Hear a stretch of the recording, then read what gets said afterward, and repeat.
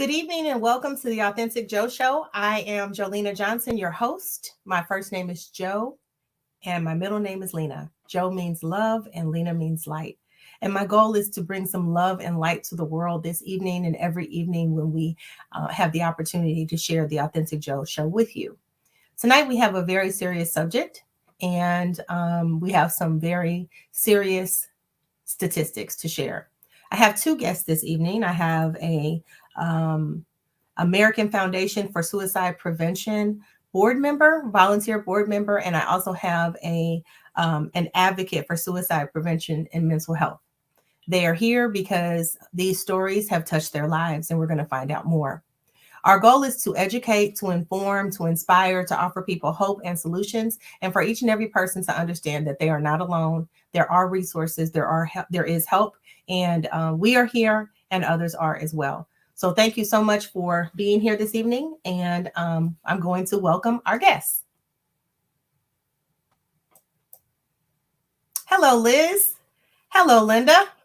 So Liz, you are a volunteer board member for the American Foundation for Suicide Prevention. How long have you been with the organization? About 11 years, I believe. That's a long time. And did you decide to just do this because it was a hobby? Or was there a particular reason that you said, I'm going to come and volunteer to work with the organization? Well, it was very personal. I lost my dad to suicide. I guess now it'll be 13 years this year. And so I got involved with an event and over time then decided to volunteer as well. Very good. I'm sorry to hear that. And I also want to thank you for using your energy and your time to make a difference in others' lives to hopefully help and save some other people. So thank you very much. Thank you. You're welcome.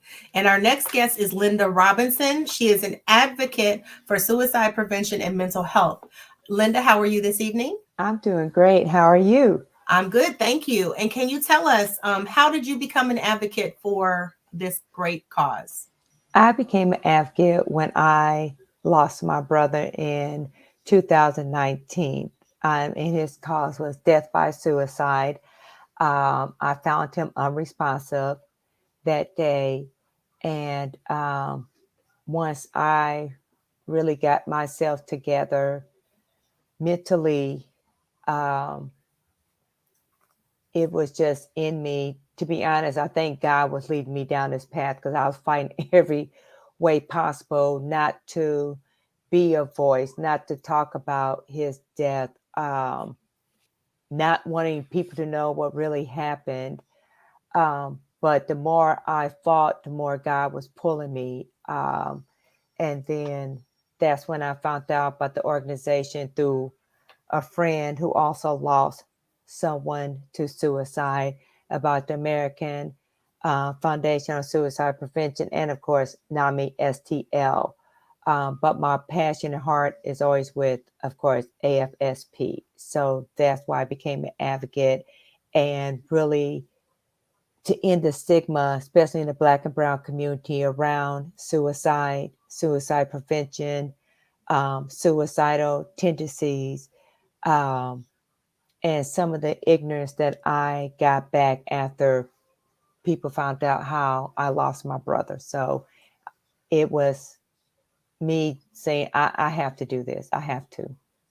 Thank you very much. Thank you for sharing something so personal and also being so forthcoming and really wanting to share your story and to help others. So thank you.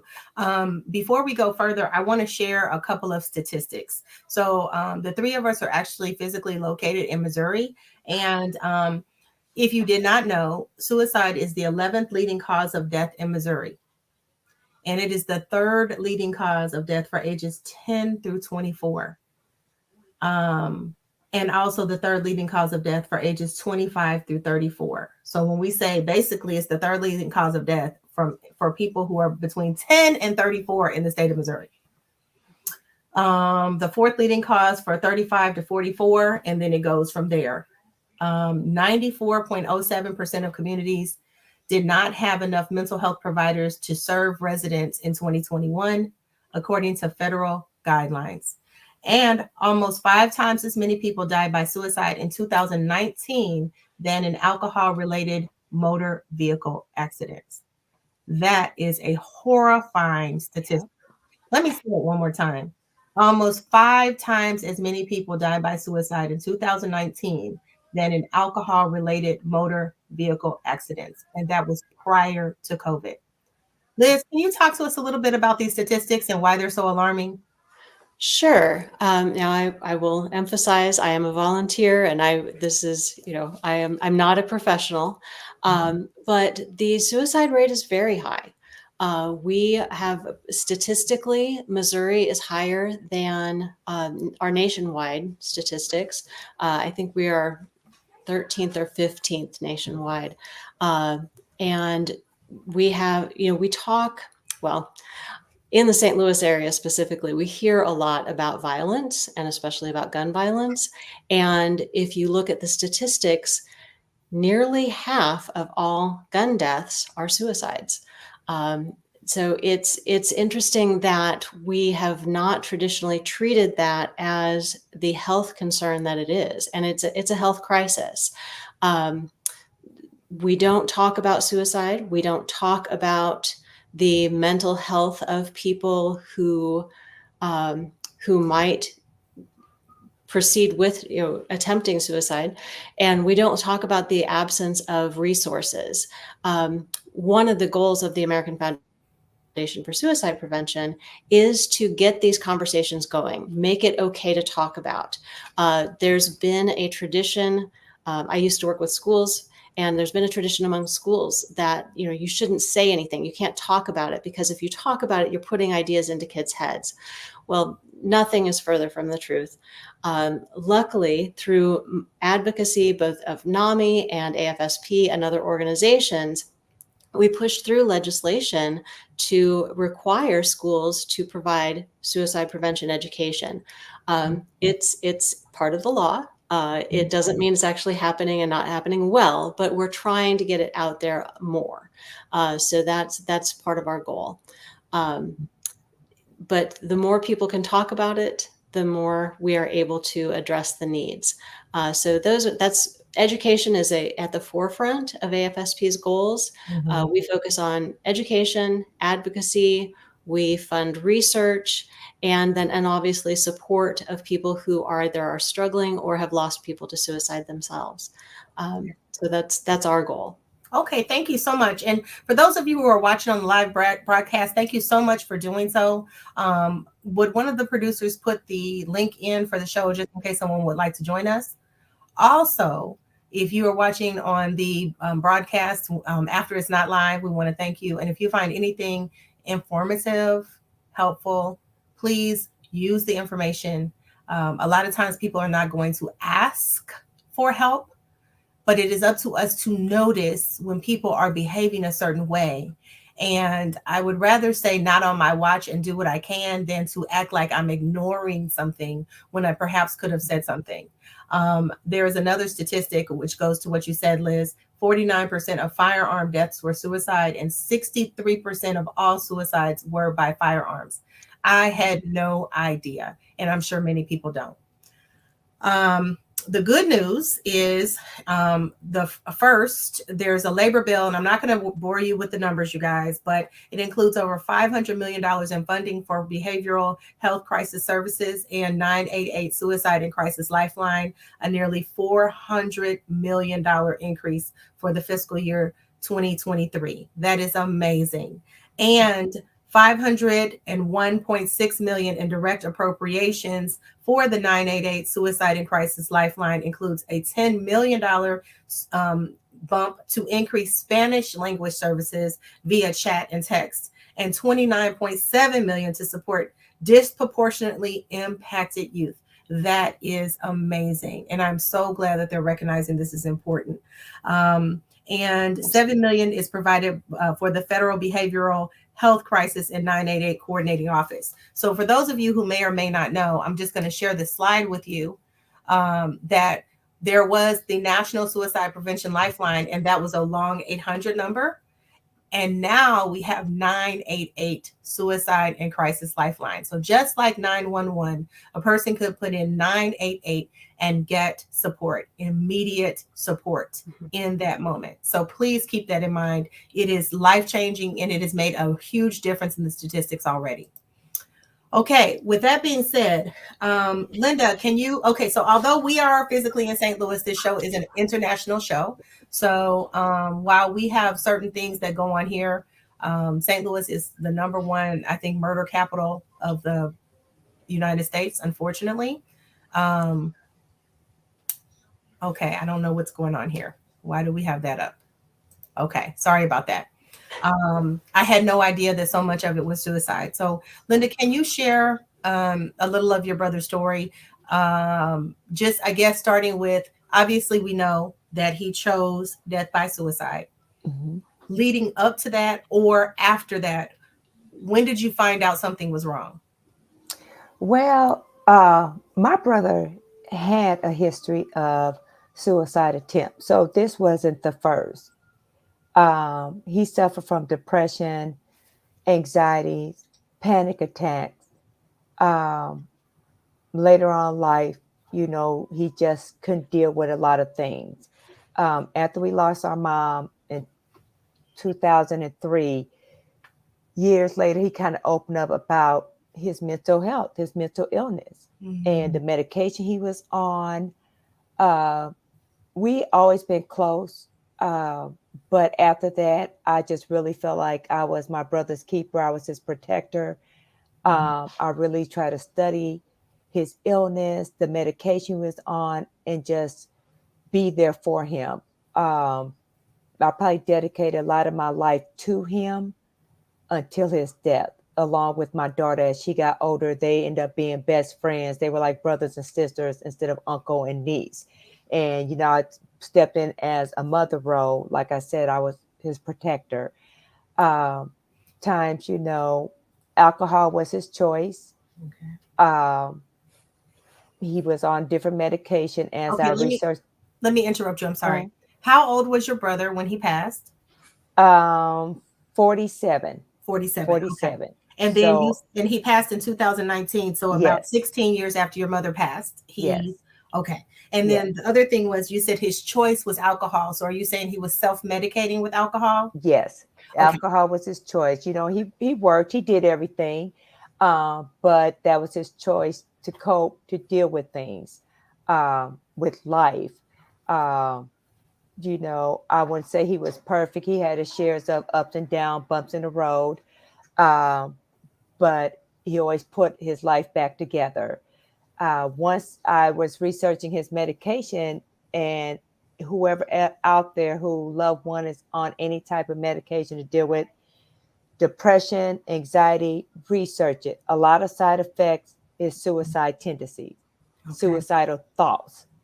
And I'm like, why are you taking this medication? And it's not helping because he already had those tendencies. The medication didn't help. So, like I said, he had a few attempts.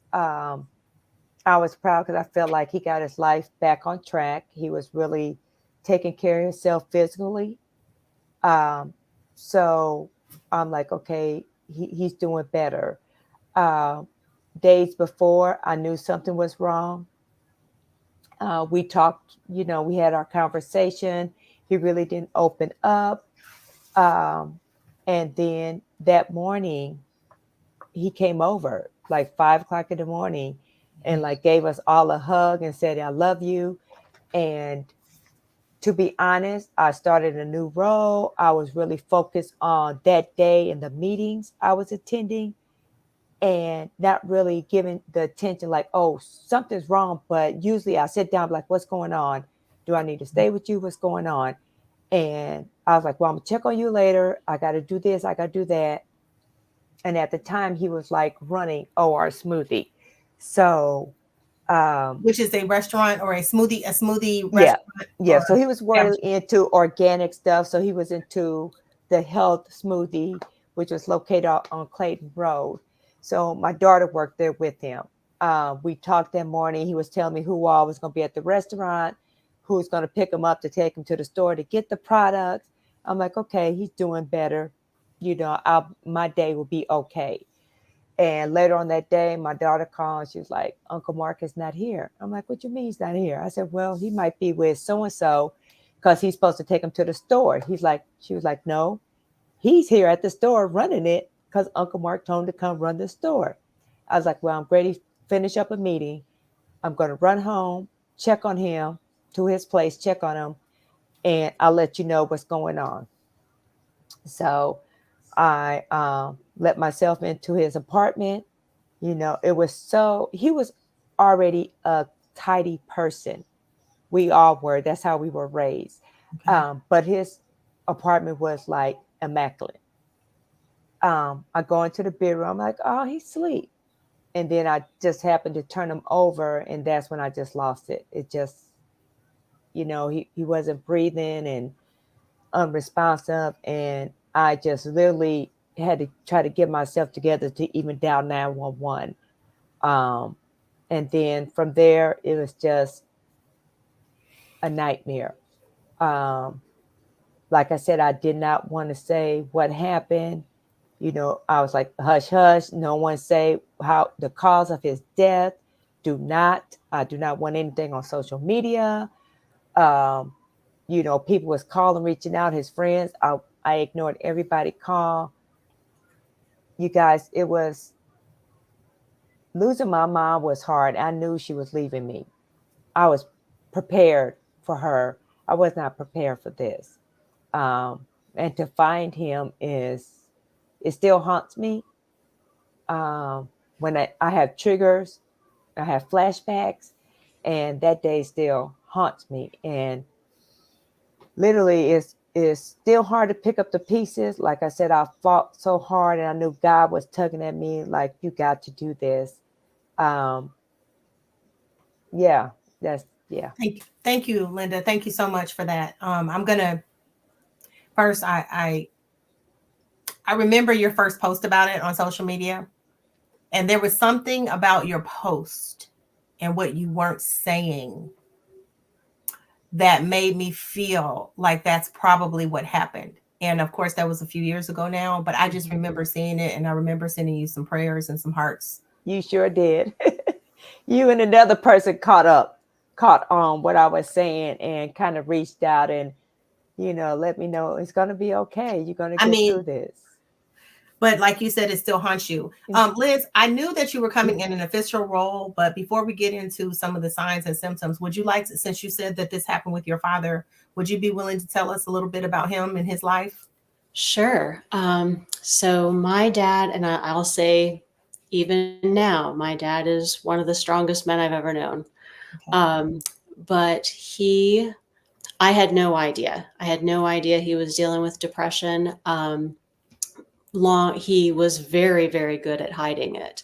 Long after the fact, kind of putting pieces together, I determined that he had dealt with depression his whole life. He had told me once, when I think I was in high school, told me that he didn't believe in depression. You just dealt with things, and he was kind of, we'll say, of that era. Yes, yes. and just on a side note, pull yourself up by your bootstraps. Exactly. Well, and I should say my dad was also a farmer, and so you put those things together, and my goodness.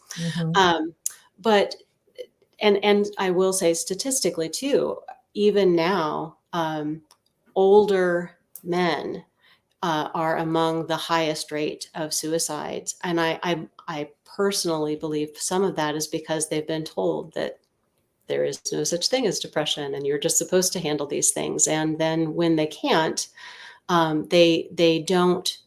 Again, we go back to that stigma that the idea of reaching out for help is just that's abhorrent. You can't do that because that's admitting that you're weak, and it's not. It is not that at all. Obviously, we know that, but I just want to make sure to emphasize that. So when I understood that here was this, he was my rock. He was the strongest person in my life. And to know that this could affect him really I mean, it had a true impact on me, and which is, as Jolena, as you kind of referenced, that's one of the reasons I got involved with AFSP, because I felt if I could somehow help other people understand that it's okay to reach out and get help, then my loss of my dad would not be totally without any meaning.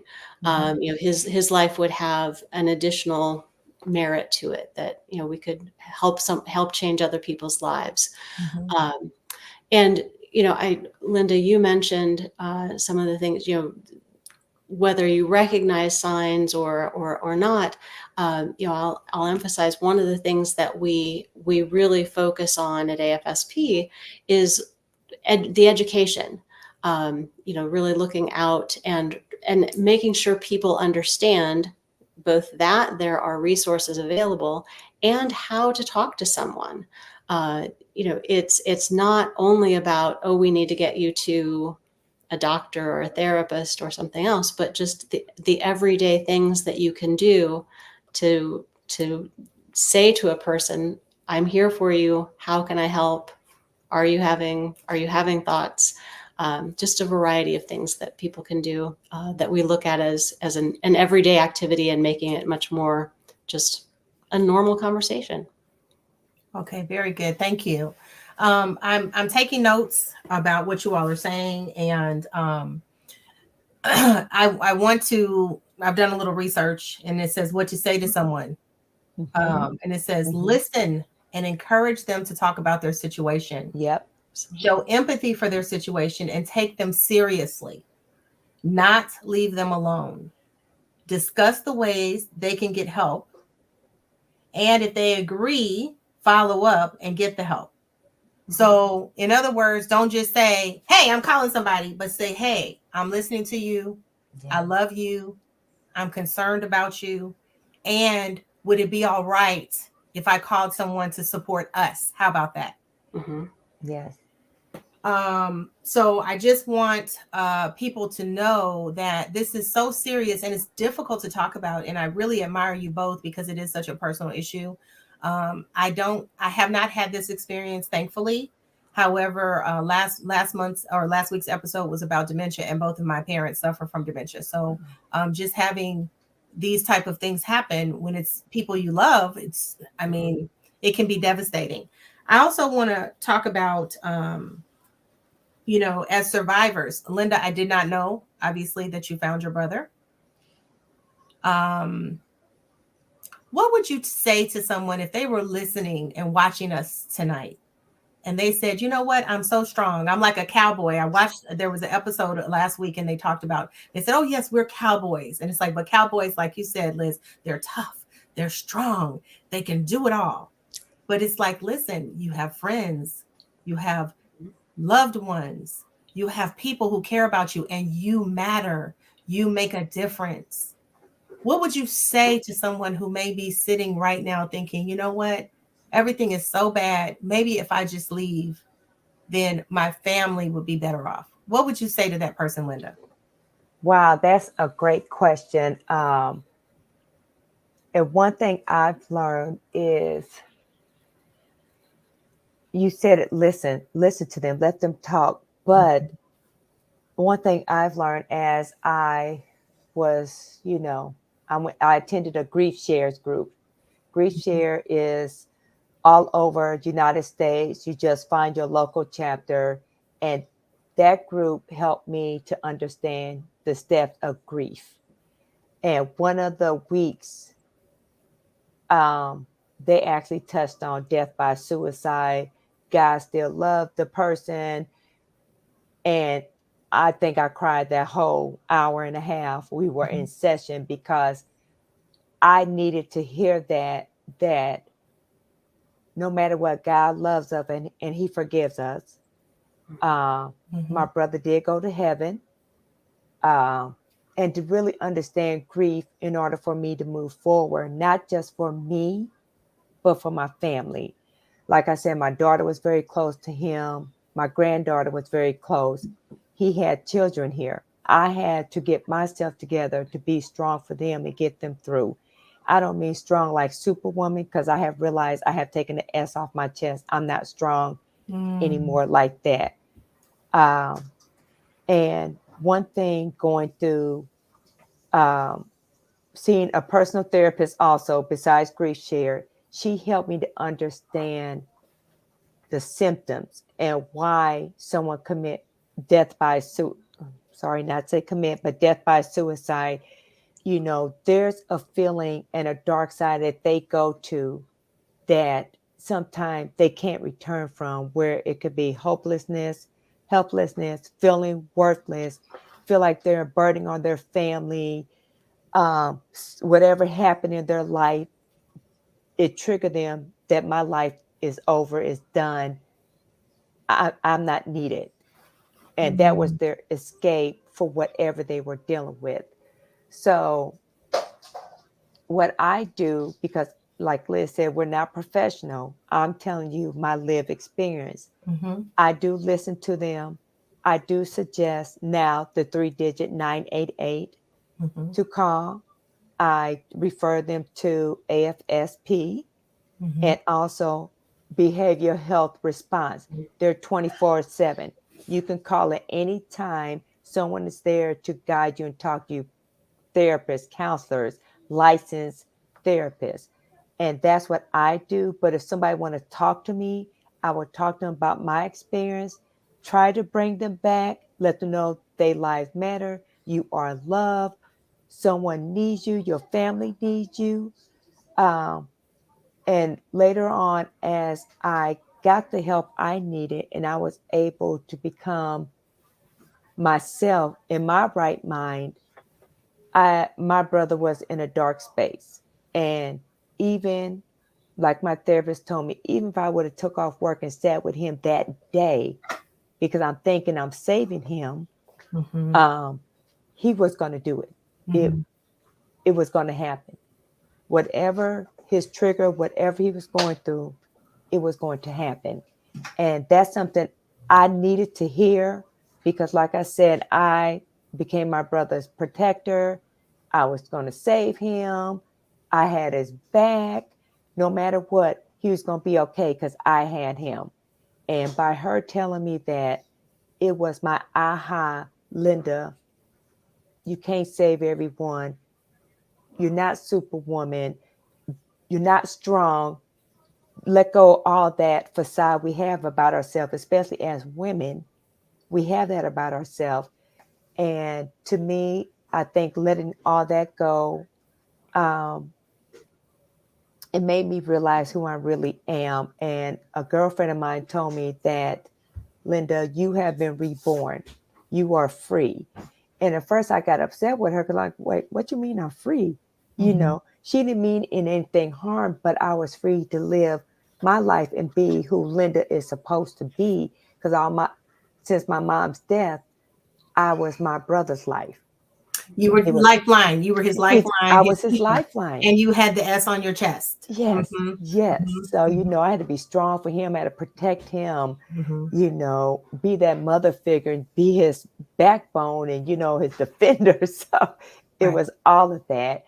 But I would just tell people, reach out to me. I would talk to you. I would provide you with resources, and we got to constantly tell people they matter. No matter what you're going through, where you think in life, you matter. You are loved, and there's help for you. And as you guys was talking about the statistics, one thing I've learned as I'm doing my researching, not only what we got to think about, also who's also wanting to take their lives because of their lifestyle or situation. We got to think about our LGBTQ community, our youth, um, African Americans, Black and Brown people, people who live in rural areas. I'm a group facilitator for NAMI. Everybody on my session live in a rural area, and their kids are contemplating death by suicide or have attempted. So as we're thinking about it, and that's one thing I love about AFSP and NAMI, their reach is so across Missouri Mhm. that we are trying to save lives and let people know we are here. We got you. We're going to listen to you. Come to these support groups and listen to other people as they're telling their story, because you're not alone. And everybody think they're alone on this journey. You're not. Thank you, Linda. I want to, for those of you who may have just joined us or who are joining us on the replay, I want to let you know that I'm here with Liz Halpin, who is a volunteer board member with the American Foundation for Suicide Prevention, and also Linda Robinson, who is an advocate for suicide prevention and mental health. And both of these ladies are not only volunteering their time, but they have had personal experiences with family members who chose death by suicide. And so while it has been extremely difficult for them to get through it, they have done healing. And as Linda mentioned, grief counseling, one-on-one counseling to help her to get through this, to be able to be available after giving so much of herself, now be available for her own self. I guess it's kind of like putting the oxygen mask on. And then you mentioned having a child and also having a grandchild, right? Yes. I would like either of you can answer, or both of you can answer. Linda, you mentioned something about specifically the word stigma when it comes to especially Black and brown people, but I can imagine anyone who has lost a loved one due to death by suicide. So can you all talk a little bit about the stigma of this? Because I think if people understand why it's considered a stigma, then maybe it doesn't have to be. Right. One thing I've learned, and it didn't happen to me when I finally posted about what happened to my brother, but as I read other news article or people post on social media, death by suicide, all the celebrities and others, the comments, you are selfish. You didn't think about your family. Black people don't commit suicide, death by suicide. Someone killed them. We don't talk about that in our community. Those are the stigmas that really made me say, aha, Linda, you have to be a voice now.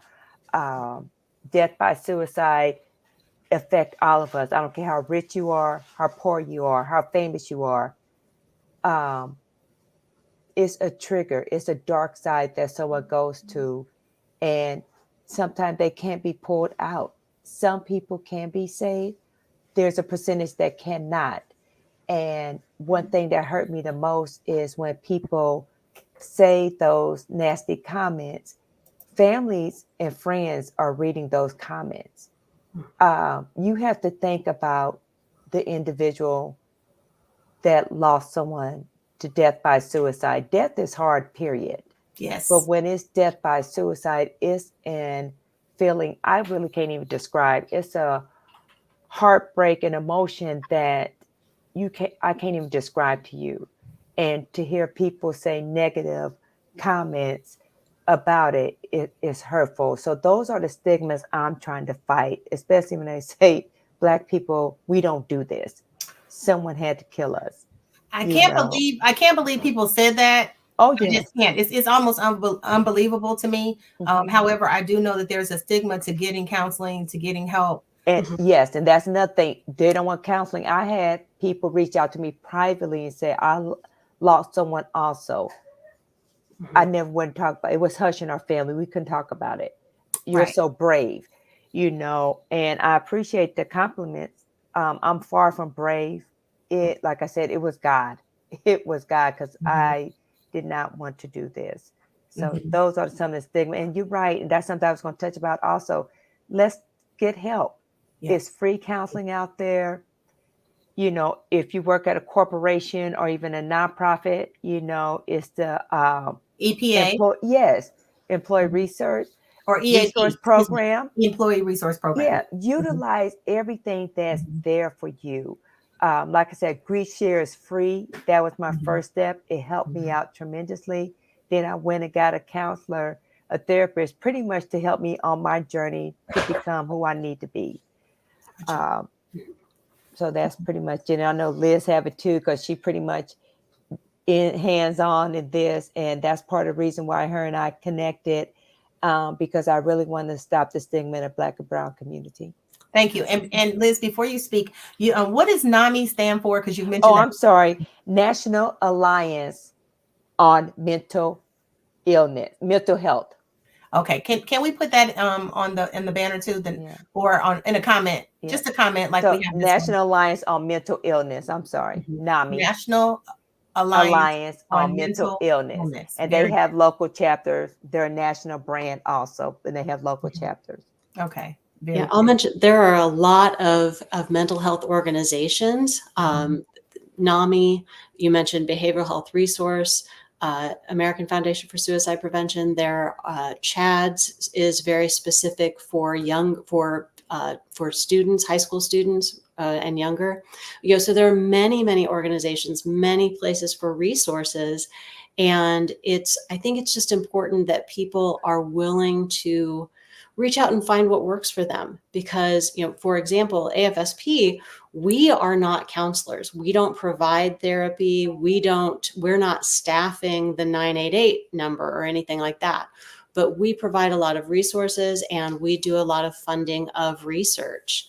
I'll mention, just kind of following up on the stigma issue, because I do think there are kind of two parts of this.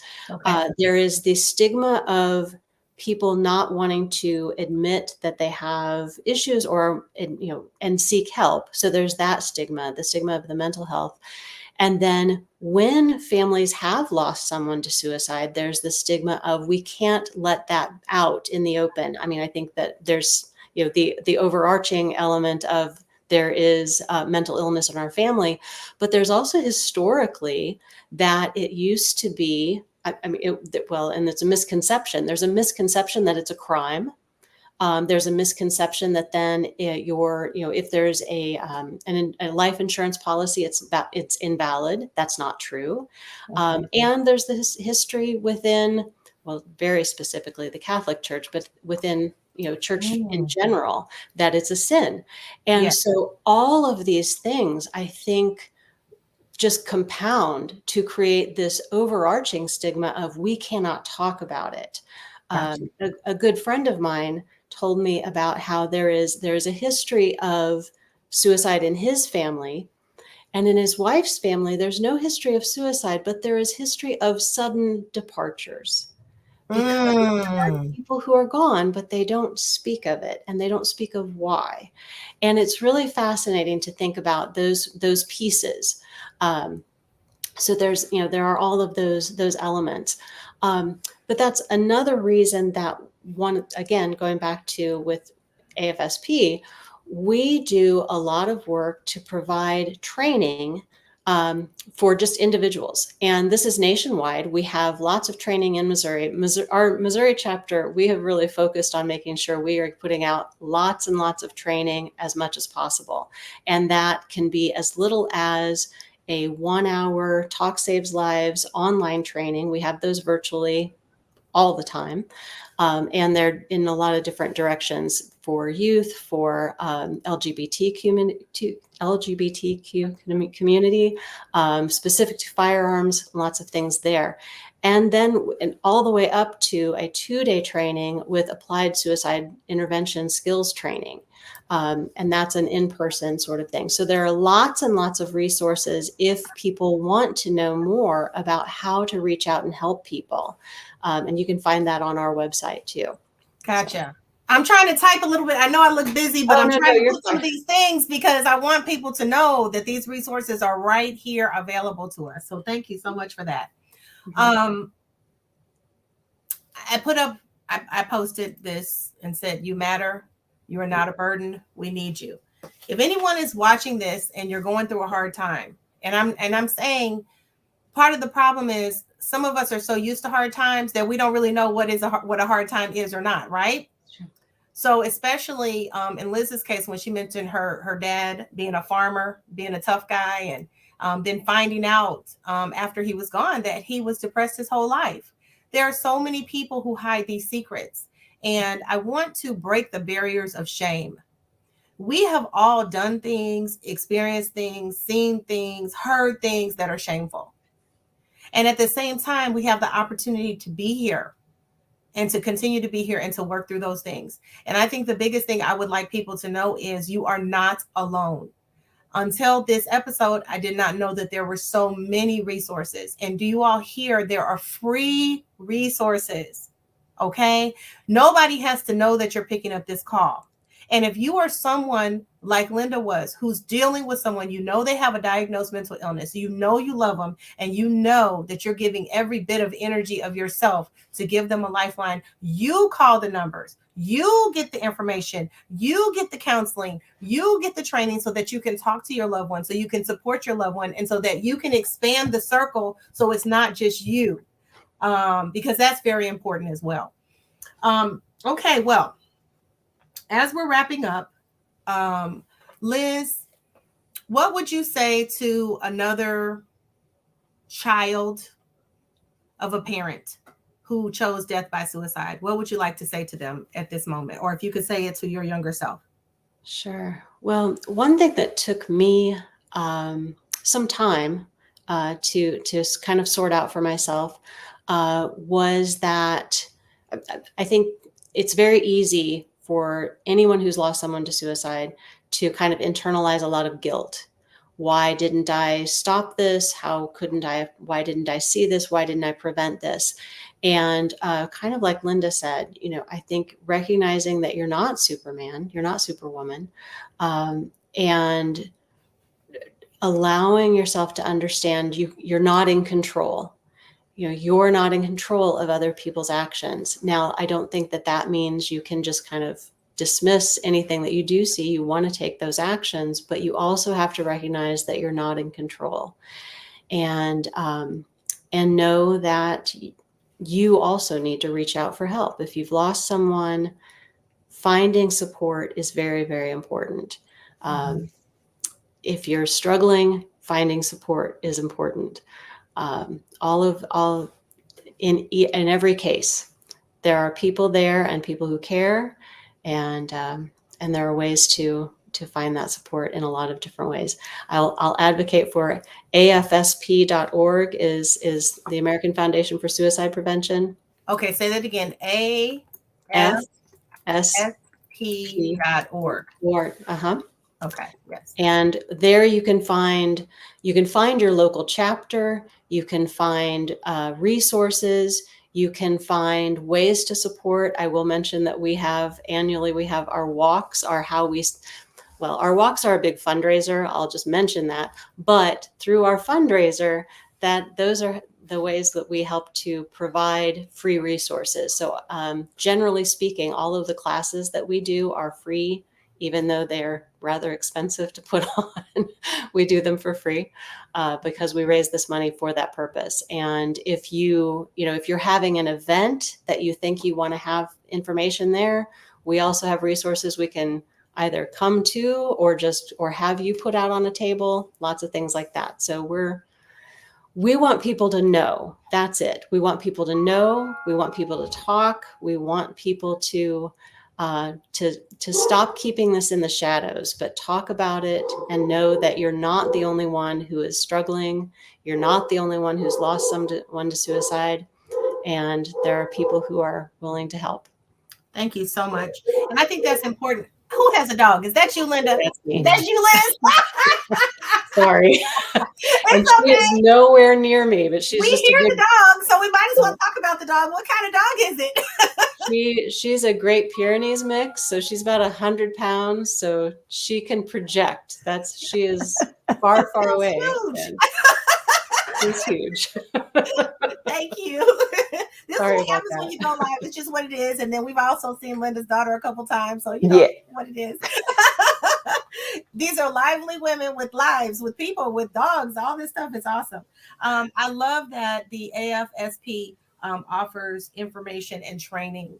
So if you are interested in helping, if you are interested in volunteering, if you are interested in investing your time and your efforts, it would be wonderful for you to contact them and find out if you can get some of this free training virtually or online so that you can be of support and help to a perfect stranger or someone you love dearly. One of the things that you said that I found very true is a lot of times people don't talk about things and things stay in the shadows, and secrets are terrible. Yeah.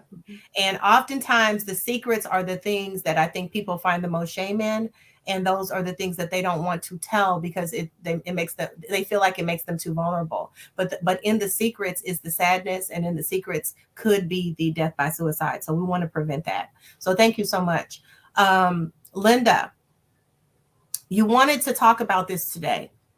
Mm-hmm. What do you want siblings to know? Young people to know? What do you want them? What would you like to say to maybe some of those people who wrote those horrible notes? You're not supposed to talk about it. What do you want them to know? I just want them to know to show compassion and empathy to those who have lost loved ones, especially death by suicide. Like I said, it's a hard pill to swallow. Don't comment negatively if you haven't walked in those person's shoes.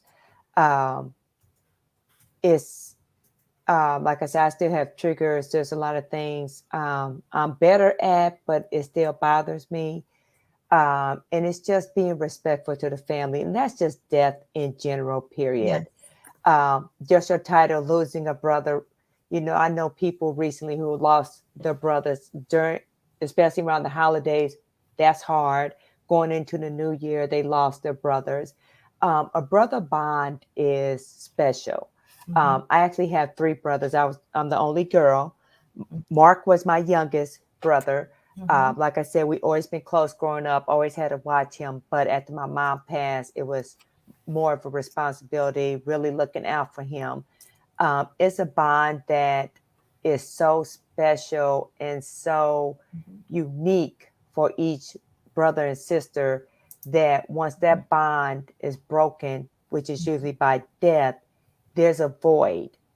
And even though, you know, and I would tell those who have lost their sibling recently, you know, once you get over the emotions, once you cry if you have to, wherever, get upset, spend time alone, isolate yourself, all that is okay. But really seek help. Like I said, grief shares, they're a great organization that helped me and others through grief. One thing about the group I was in towards the end, it was 2 grandparents there, a grandmother and grandfather. They lost their first grandson to suicide. And they came out at the end and kind of told their story. So even though I kind of gave bits and pieces during the grief share, they kind of knew once we got to the part about suicide, how God loves you, forgives you, you can still go to heaven. Because like I said, I cried that whole hour and a half. I didn't even talk. But to seek counseling, get help, you're going to realize when you lose someone to suicide who truly have your back. You know, like you, Jolene, and another person, it's not like you're my inner circle, but you two reached out and said things. You're so genuine when I see you, and just things like that. You picked up on something I was trying to say secretly, but you two knew, you know, and you're going to realize who's your support. It probably won't even be family members, Right. your close friends, but people going to reach out. Liz, I love her. I'm glad we connected. I'm glad we had that talk. I think that year I was actually volunteering at the walk, and her and I just kind of talked and got to know each other. I told her about my brother. She told me about her dad. And we said, well, we're going to connect. She's like, I want you to be a part of AFSP. I want you to be, we need your voice in the community. And that was another way of God was speaking to me. Because when she said that, it's like, okay, Linda, you got to move forward. You got to do this. And a year later, we connected again. And she's like, Linda, I didn't forget about you. We're going to move forward. We're going to do this. We're going to be in community events together. Tell me where there's events. We're going to be there together. Because I told her I really want them to be visible in the Black and Brown community. But those who are hurting and grieving, go through the emotion. Grief is an up and down battle. It's a roller coaster. One day you're going to be fine. 3 months later, you're going to break down. Mm-hmm. It's okay. And I want you to know, whoever grieving, it's okay. There's no timeline on grief. There's no timeline missing your loved ones. Mm-hmm. Talk about your loved ones. If somebody don't like it, oh well. I'm going to continue to share pictures of my mom, my brother, talk about them. Because that's my way of coping, and I got to do what's best for Linda to cope and deal with this. Like I said, I'm better, but I do have triggers. We went to the cemetery one day to visit my brother, and his headstone was like covered in mud, leaves, and branches, and I lost it. And I was like, they better be glad that office is closed, because I'm going to go in there. And my daughter's like, Mama, calm down. Just send them an email when you get home and the Right. pictures. But it's like little things going to trigger you, but you got to take control of that. And I felt bad because I was just like ranting and raving at the cemetery. Then my daughter's like, Mom, just send them an email. Like, Mm-hmm. yeah. Mm-hmm. But and it's okay. And stop beating yourself up over things. I had guilt probably for a year that if it wasn't for my therapist, I don't know if I would have made it, because I had a lot of guilt and what if I should have. And she really helped me through that. And it's so important to either go to group therapy or individual therapy. Both work for me, because I learned how to deal with grief. And then my therapist kind of helped me to move forward and help me to understand I was not in control. So, Very yeah. good. Thank you so much. I hope you all can't hear me typing, but I am doing these things No, because we I can't want hear people. you. Yeah, okay, great. Because I'm like, click. Guilt can feel so heavy. It's so important to go to therapy and to move forward. Ladies, I want to thank you for your time, for the resources you shared, for your authenticity. And while it saddens me that you both have experienced these things, I'm so proud of you for turning around your experiences to make a difference for others. And before we go, I'm going to share a few tips on mental health tips. So I'm going to ask if you all, if you wanted to say anything else before we go, and then I'm going to ask you to go into the waiting room. So, Liz, any last thoughts? I thank you so much for having me on today. I appreciate this opportunity, and I hope that if someone is interested in getting more information, I hope they, check us out, or if not us, find something else that provides resources. Very good. Thank you so much. I appreciate that, Liz. Okay, and Linda? Yes, I want to say, everyone, look into your local AFSP chapter. There is an annual walk. It's beautiful. There are so many families, friends, loved ones that come out in honor of their family members they lost to suicide. There are so many resources at that walk. So please look into afsp.org, your local chapter, and see how you can be involved. Let's be proactive, because you never know if you will be in the situation we were in. Very good. Thank you so much. Okay. And I'm going to put that up so that people will hear what you're saying. So local chapters have an annual walk to connect every year and to raise funds for suicide prevention. That's one thing. Friendships are important, and you never know why or when you're going to meet a person that will be very important in your life. And I think we undervalue connection. And I think if more people felt connected, really connected in this world, it would be a better place. So thank you for saying that. All right, ladies. Well, thank you. I'll see you in just a moment. Thank you so much. Okay. Thank you.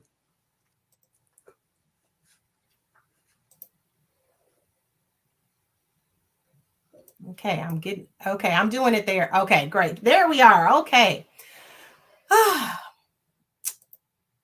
I guess I'll go ahead and say this in my final thoughts. So let's try that.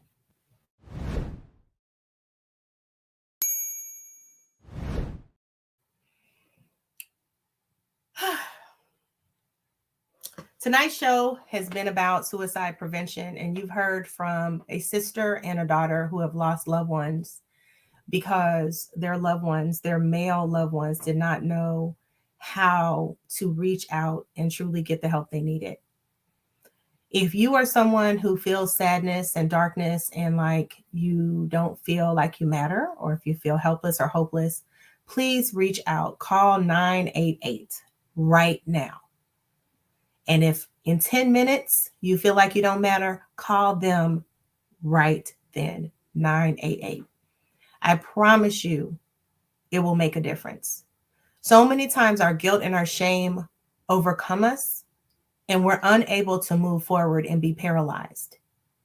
And you matter so much to so many, even if you don't know it, that we need you to take action, positive action. Another problem we have in today's community, and especially as Linda said in the Black and Brown community, is we don't really advocate for mental health therapy. And so I want to give you 10 mental health tips that will stick with you. So this is a long final thought, but I think you'll be okay. Number 1, therapy, counseling, or psychotherapy.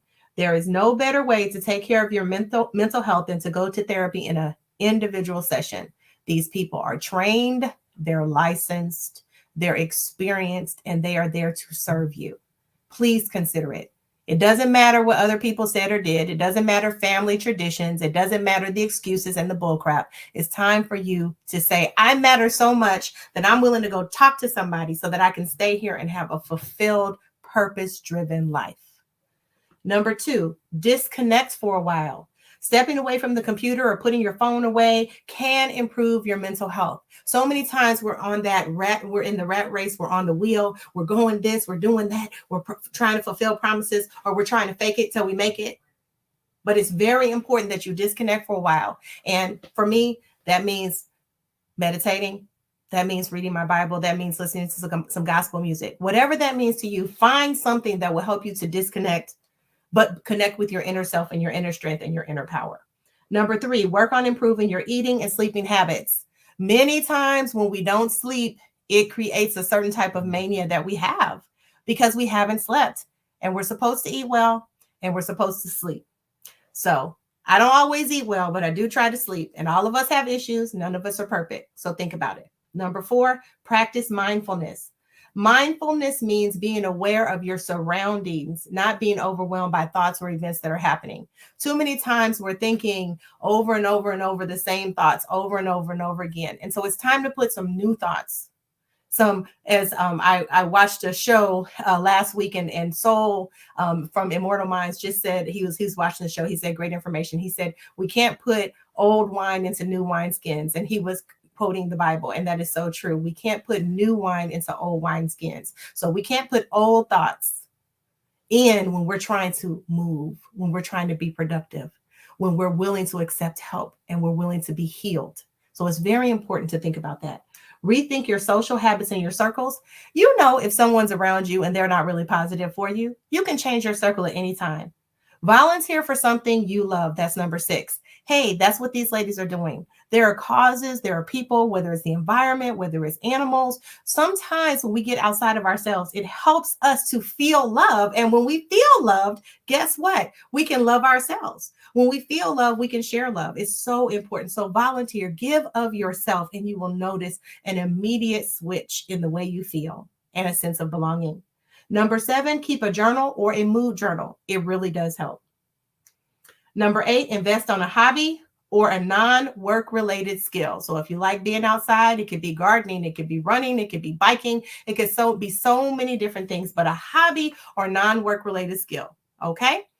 Number 9, adopt a pet. Need we say more, but take care of them now. And number 10, find a balance between work and personal life. Find a balance between work and personal life. You know, what often happens is we get so consumed with what they say we're supposed to be doing that we forget about the person. And here's the reality. You matter. You matter more to you than you matter to them. So don't allow them to treat you poorly. Well, I want to encourage you. I want to encourage you to have hope and to ask for help. I want to thank you for watching this evening.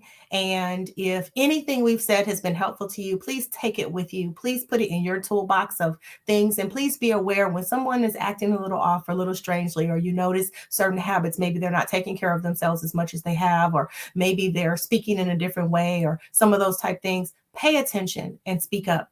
And remember to ask for permission after you listen.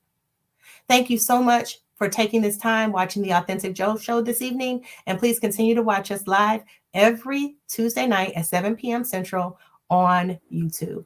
Take great care. And there's Kim, and she's not supposed to be here. What a night. Thank you so much, and good evening.